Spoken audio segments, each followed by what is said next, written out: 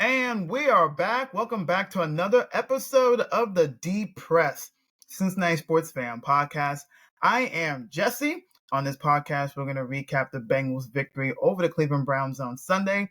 Bengals winning 21-14. I'll have my opening thoughts, offense and defensive thoughts, and then we'll look ahead to the Bengals' next football game against the Philadelphia Eagles on Sunday afternoon at Paycor Stadium, the White Bengal game. Now, Tommy's not here because he's been busy this weekend, but he also wants me to send out his thoughts about the game, and he pretty much said that he's in good morals, that it's a win, it's an ugly win, but it doesn't matter. You would trade an ugly win for a loss, and this Bengals season so far in 2024, Bengals score like 30 points, and they still lose a football game. Bengals score under 20 points, we win a football game. Hopefully the Bengals can put the offense and defense and special teams all together in all three phases, and that the Bengals can finally have a complete game. I have a feeling it's going to happen real soon, but hopefully sooner rather than later. So here's my opening thoughts of this football game that we watch on Sunday. Like I said in my Instant Reaction podcast, it's an AFC North battle. Two teams.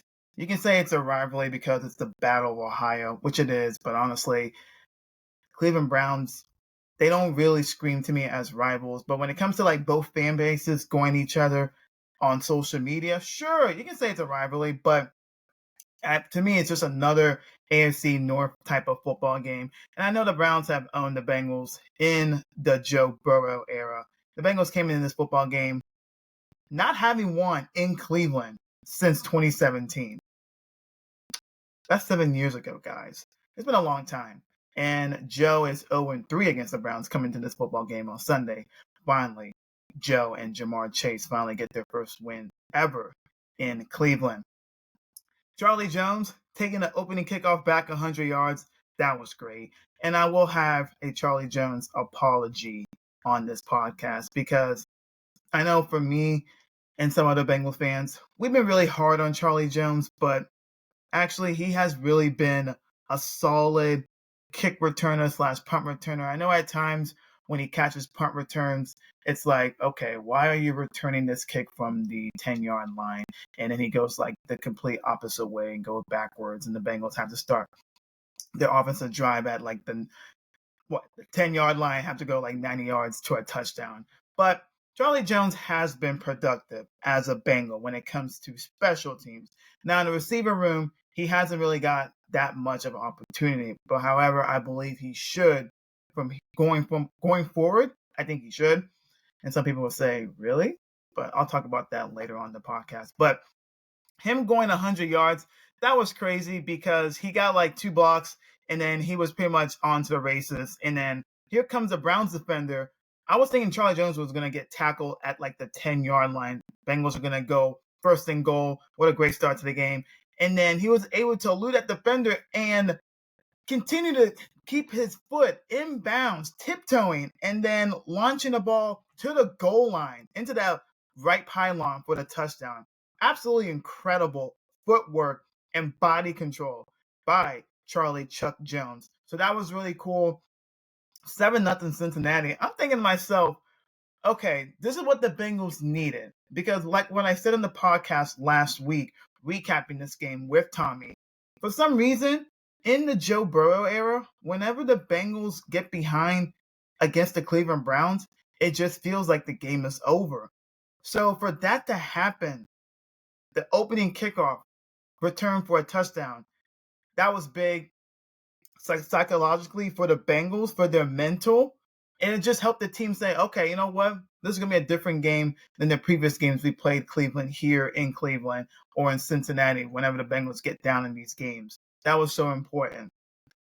Now, the offense, they struggled in the first half, to say the least. The offensive line struggled as well. It wasn't pretty.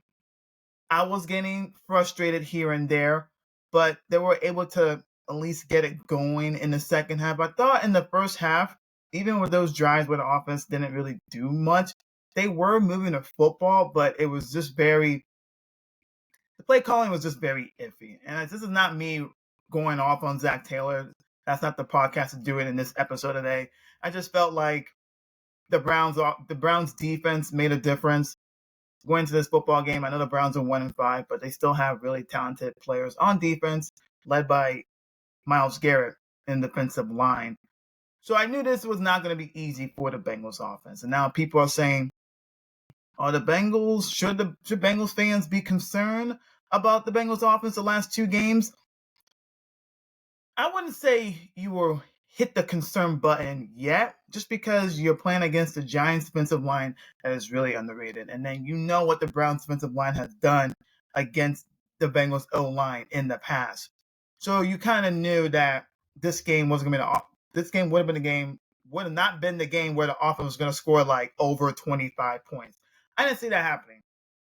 I see the offense at least scoring 20 points in this football game, and I was pretty much right. The Bengals scored 21 points in this game, 14 points on offense. Now, the defense played, I would say the defense played well. They still gave us some chunk yards, but overall, I know there's some people out there that are saying, well, the Bengals played the Giants without Malik Neighbors, Devin Singletary, and the Browns offense is trash. Nick Chubb made his season debut. No Amari Cooper because he got traded to the Bills last week. So there was a lot of turnover and transitioning for the Cleveland Browns offense, even with Amari Cooper, he wasn't performing to the best of his ability. I mean, you can't blame him because he's playing for the Browns offense. So I think some people out here are saying, yeah, you're playing against two subpar offenses that don't really have their weapons, fully healthy weapons. So you're saying that the Bengals defense is like, well, this is just an anomaly. They'll get back to regular schedule programming when they face off against like the Philadelphia Eagles coming up this weekend. I don't think it's an anomaly. I really don't think so. I think that the Bengals defense is getting healthy, especially in the defensive line, right? BJ Hill still causing just absolute force in that line against opposing offensive lines with the Giants and the Browns. Chris Jenkins Jr., the rookie out of Michigan, continued to play as well. And then in this game, Sam Hubbard, first career interception. And we know what Trey Hendrickson does. 2 sacks in this game, already up to 7 sacks in the first, 7 games of the season. So Trey's on his way to double-digit sacks for the second consecutive season. The fact that Trey Hendrickson is still an underrated defensive end in this league is a crime. This guy is just a menace, and I'm so glad that he is a Cincinnati Bengal. And then cornerback room, I think the Bengals corners and safeties have been playing well over the last 2 games. I'm glad that the Bengals dodged a bullet with Geno Stone. I know Geno Stone, when the Bengals signed him in the offseason from the Baltimore Ravens, we expected Geno Stone to be the guy that's going to be the ball hawking of the safety room. Because last year in Baltimore, he led the league in interceptions with 7. So we thought that he was going to bring that here into Cincinnati. He hasn't really performed well, but I think over the last 2 games, he has been playing better. And he's just been that leader on the Bengals safety front that they need. Late in the game when the Browns were driving and the Bengals were still up 21-6, and Jameis Winston came into the game for the Browns as DTR left the game with an injury. There was a play where Jameis Winston threw the ball into the end zone, and it was a good play by Von Bell. He batted the ball down, and then him and Geno Stone collided. So Von Bell hit Geno Stone in the lower extremity. So he hit his shin area, which if you're like an athlete or a runner, you know the shin area. When you get hit in that area, or if you're like a runner like myself, when you have shin splints, it can be, yeah.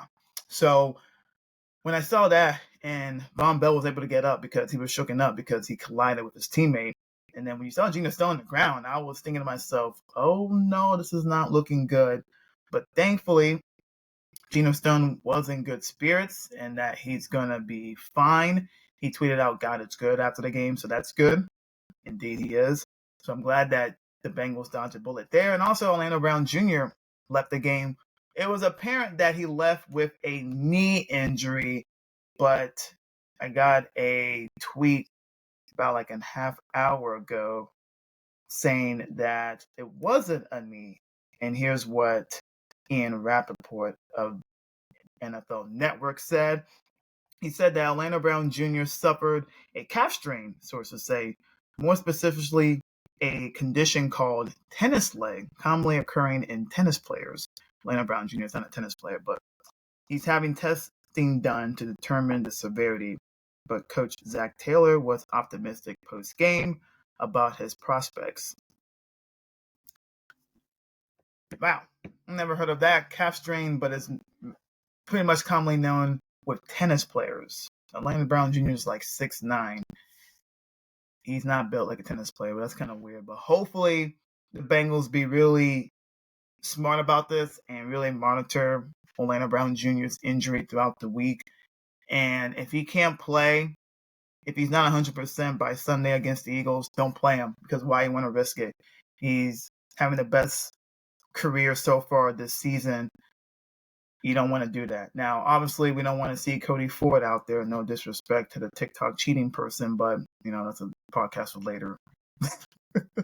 But Cody Ford, I think, when he filled in for Orlando Brown Jr. after he got hurt, and he was declared out for the game, he was able to hold the fort a little bit. But do I really trust him in a full 60-minute game? Absolutely not. So we're going to continue to monitor Brown Jr. and Geno Stone's injury throughout the week as well. Let's talk about the Bengals offense, okay? That was my opening thoughts. That ran longer than expected. Then again, me and Tommy, whenever we do opening thoughts, it goes for like 25 minutes, and it's like, oh, shoot, now we got to talk about offense and defense. So the Bengals offense in the first half, it went 3 and out, 6 plays, 19 yards, 2 minutes and 46 seconds. This is your second drive of the game. 4th and 3 from the Browns 37. Joe was sacked, pretty much in shotgun formation. I like the call. I'm glad Zach was able to be aggressive. At that time of the game, it's like the offense needs to get some momentum after the first 3 and out. I didn't mind the play call at all. I thought Joe held on to the ball a little bit too long, and he got sacked. So I'm not mad about the decision of going for it. Just unfortunate that Joe Burrow got sacked in that play. Third offensive drive, 5 plays, punt. Fourth offensive drive, 3 and out. Fifth offensive drive, 4 plays, punt. Sixth offensive drive, 3 and out. In the first half. Yeah, that was not a pretty first half of offense, to say the least, for the Cincinnati Bengals. But in the second half, the defense was able to get a turnover, and then the offense first drive of the second half, they went 5 plays, 65 yards, took 2 minutes and 53 seconds off the clock. Joe Burrow found Jamar Chase on a beautiful back shoulder pass fade, left hand of the corner of the end zone for a touchdown, 18-yard touchdown reception to make it 14-6 Cincinnati. After Chase caught the touchdown, he stepped over a Browns player, and he did like the Tyronn Lue. Well, not Tyronn Lue. He did the Allen Iverson, where he stepped over Tyronn Lue when Allen Iverson hit the go-ahead shot against the Lakers in the 2001 NBA Finals in Game 1, where the Sixers won that game. And then the Lakers won the rest of the series 4 in a row. I'm a Lakers fan, so Allen Iverson, great NBA player, one of the best point guards ever. So when Jamar Chase did that mimic of Iverson stepping over Tyronn Lue on the Browns cornerback, I laughed. Jamar Chase said last week, now he's doing pressers. So it was on Thursday. He doesn't want to do any more trash talking anymore to the media. He wants to do it on the field. Love that mindset. So Jamar Chase is growing. He wants his play to do the talking. But Jamar Chase is talking shit in the game. That means if you're a defender, it's over. So that was really fun to watch. And I was laughing too. The Bengals needed that touchdown drive because the offense was pretty whack in the first half. Second drive of the second half, 3 and out. Third drive, 4 plays, 50 yards, 1 minute and 56 seconds off the clock. 3rd and 4 from the Browns 25. Joe found T. Higgins up the middle. T runs it in for 25 yards out. 21-6 Bengals. I'm going to miss T. Higgins, man. That guy is unbelievable. He's having, you can say, his best season so far as a pro. Knowing that this is a contract season coming up next year for T, he's playing for a lot of money. He's just showing out as I expected. Like, I'm dreaming that the Bengals can keep T and Jamar together, but we know how the Bengals are. But I'm glad T is balling out this year for real, and he deserves to get the money paid where he's going to get paid in the offseason coming up here shortly. Overall, Bengals had 223 total yards of offense, so like I said, it wasn't pretty. Rushing, only 59 yards. Bengals were 2 of 13 on third down. The Bengals are one of the best third down teams, conversion teams in the NFL. So for them to go 2 of 13, the Browns offense were 8 for 19. So if you were telling me before the game that the Bengals only converted 2 third downs and the Browns converted 8, I would have said, okay, Browns win this football game by like 10 plus points. Browns offense is really bad. Like I said, in the beginning, the Bengals offensive line, 3 sacks allowed, but they were able to get it together in the second half. Amarius Mims, I'm telling you, man, for being a rookie, going out there protecting Joe, he is holding his own. And on Sunday, he had a task of holding up against probably one of the best defensive line players in the league, defensive ends, in Myles Garrett. So we got like 2 Monday night games coming up tonight, but the lowest pressure rates allowed by rookie offensive linemen in week 7, a minimum of 10 pass blocking snaps. Mims, our boy, was 5th this week in week 7, 3.6%, 28 pass snaps, only 1 pressure. He's definitely coming to his own. There's obviously still some things he need to work on, okay? He's still a rookie, but I can see why the Bengals drafted him in the first round of the NFL draft this year. He is a special type of player, and when Joe was raving about him during training camp, there's a reason why. So, Marius Mims, continue to do your thing. You're still in work in progress, but I'm glad that he's a Cincinnati Bengal. I'm glad that he's going to be hopefully protecting Joe Burrow for the next 10 plus years, whatever how long Joe wants to play football, and hopefully his line doesn't get him killed out there. Running game wasn't good, like I said, but only 59 yards, but Chase Brown, 15 carries for 44 yards. It could have been more than 44 yards. He had a really, really nice 30-yard run, but it was nullified because of a weak holding call on Cordell Volson. I was watching the All-22 on that. Chase Brown is so elusive.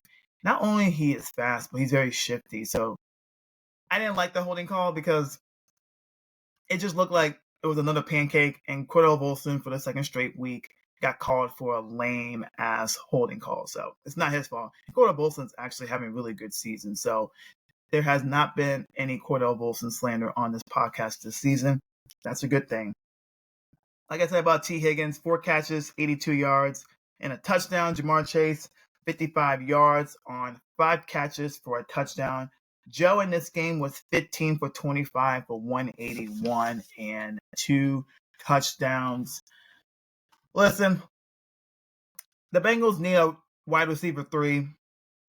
As much as I love Andre Yoshivas, he can catch the ball, he is good at the toe dragging, he disappears in games.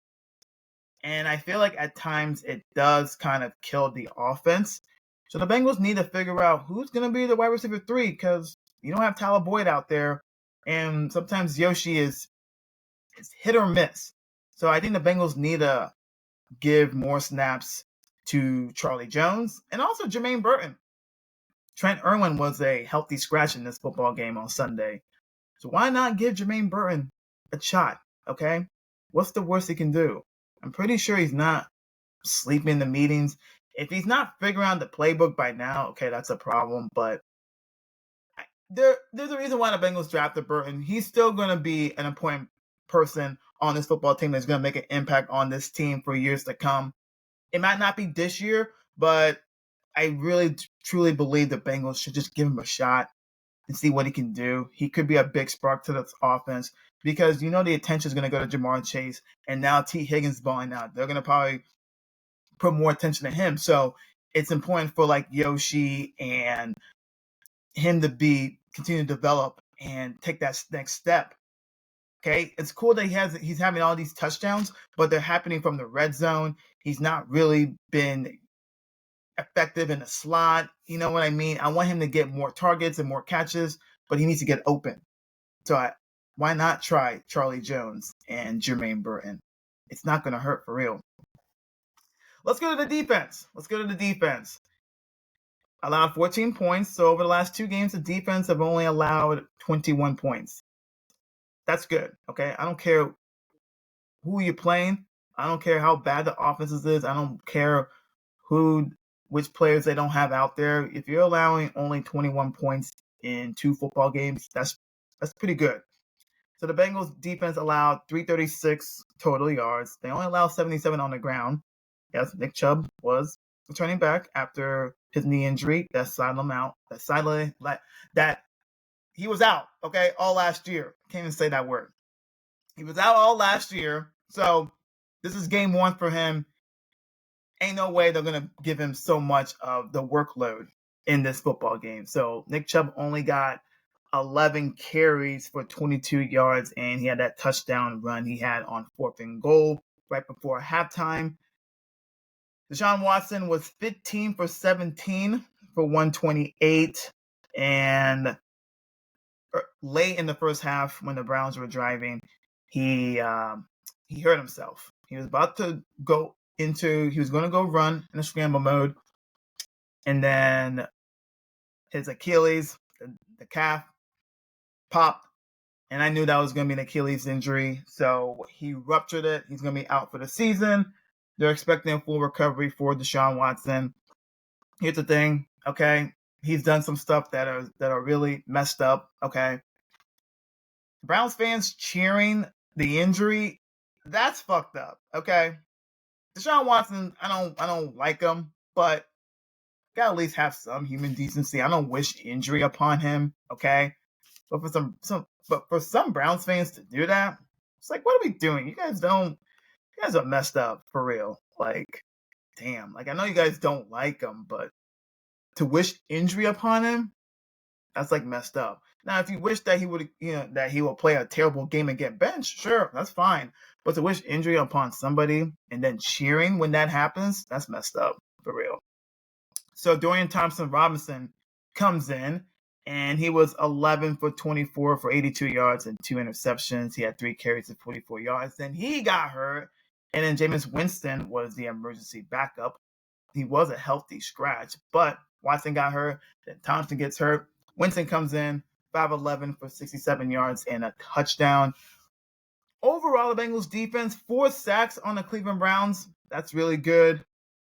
Jermaine Pratt continues to be just Mr. Consistent, him and Logan Wilson. In this game for Pratt, he had 13 tackles, 1 quarterback hit. Sam Hubbard, like I said earlier, first career interception and a sack. Trey Hendrickson, 2 sacks. Like I said, already 7 sacks on the season.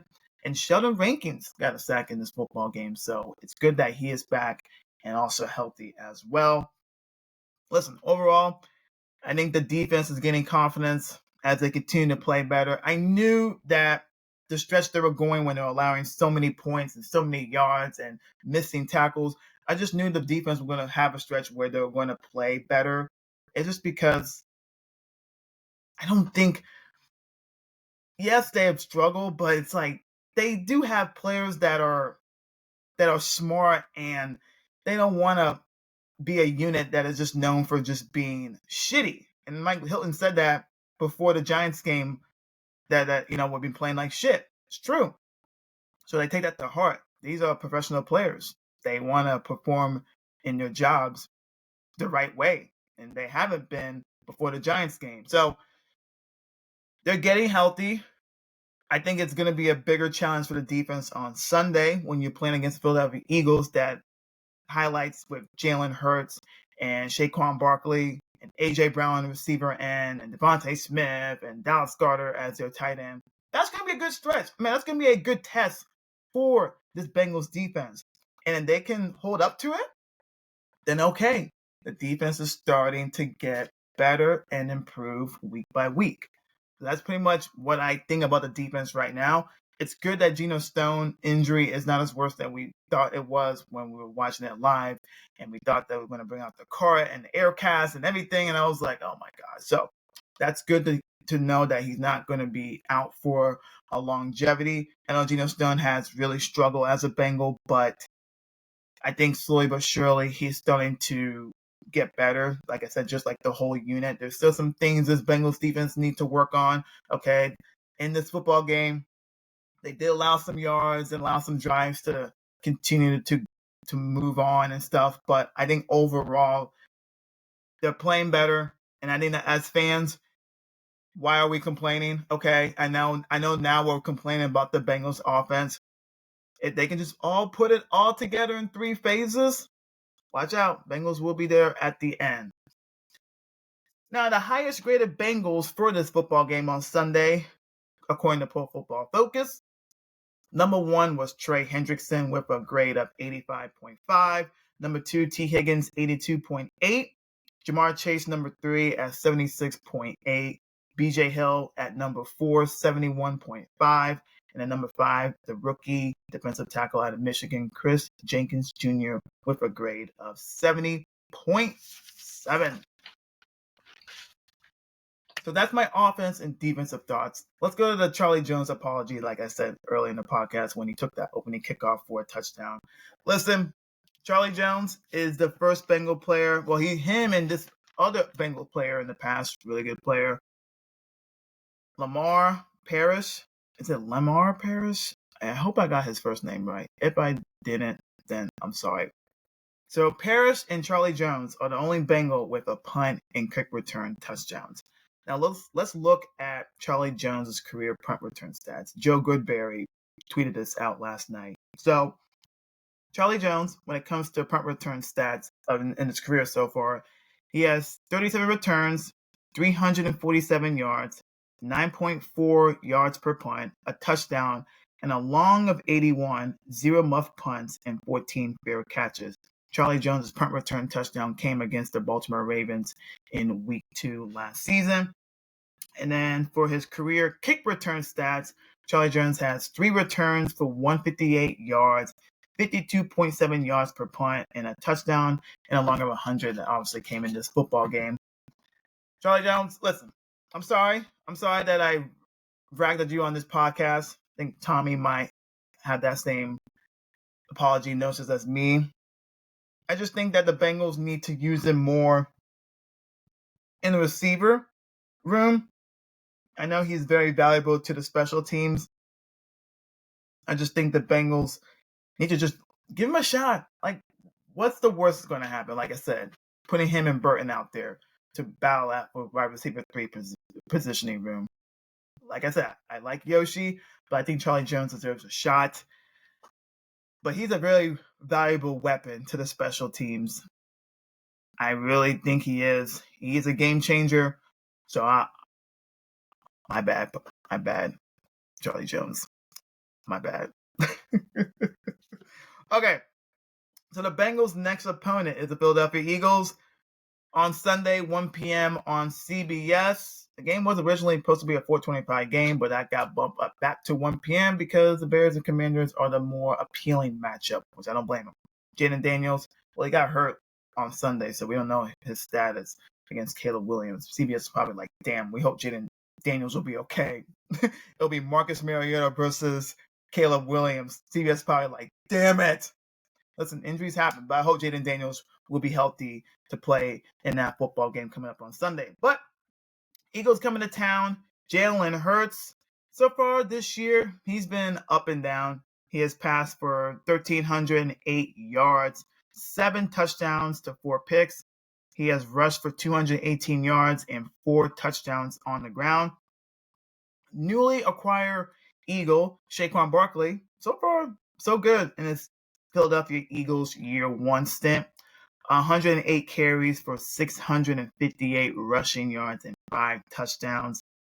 A.J. Brown, the receiver, 16 catches, 324 and 3 touchdowns. Devontae Smith, 25 catches, 301 and 2 touchdowns. Tight end Dallas Goddard, 24 catches for 301 yards. And then Saquon Barkley can also catch the ball from the backfield. 16 catches for 103 receiving yards and 1 touchdown. Eagles defense, they got 19 sacks on the year. I'm looking forward to seeing the matchup on Sunday between Jamar Chase and C.J. Gardner-Johnson or Avonte Maddox. That's going to be a really good matchup to see.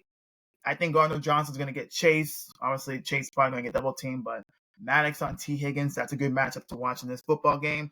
Another good test for the Bengals offensive line because the Eagles defensive line features Jalen Carter, who is really good, Josh Sweat, and Brandon Graham, the veteran who's probably been here for like ever. And then the Eagles have a good linebacker core in Zach Bond, Nakobe Dean, and Nolan Smith Jr. So the Eagles so far this year, week 1, they won against the Green Bay Packers 34-29 in Sao Paulo, Mexico.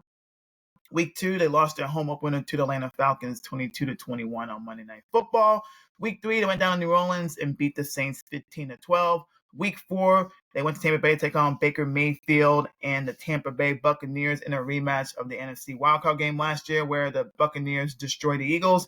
So you would think the Eagles would get their get back. No, they got destroyed again, losing the Buccaneers 33-16. Week 5, Browns came into town and beat the Eagles. The Eagles beat the Browns 20-16. And then the Eagles beat the Giants this past Sunday, winning in blowout fashion 28-3 in Saquon Barkley's return back to New York against his former team. So the Eagles, the last 3 weeks are playing better football, especially on the defensive side. So like I said, it's going to be a good test for the Bengals offensive line in general and just for the whole team in general as well. I think the keys to victory in this football game is the Bengals have to start fast. And I think the offense needs to start fast and better because if the offense is not playing well again for the third straight week in this football game, you're not playing the Giants, you're not playing the Browns, you will lose this football game, okay? Because the Eagles are better than the Giants and the Browns. So the offense has to be better. I think the running game needs to be better. Chase Brown, you know what he's going to get. But Zach Moss, great pass protection running back. But when it comes to him running the football this year especially, he hasn't really done the best.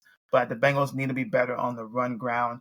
Also, protecting Joe Burrow in this game is so important. It really is because the Eagles will get to the quarterback.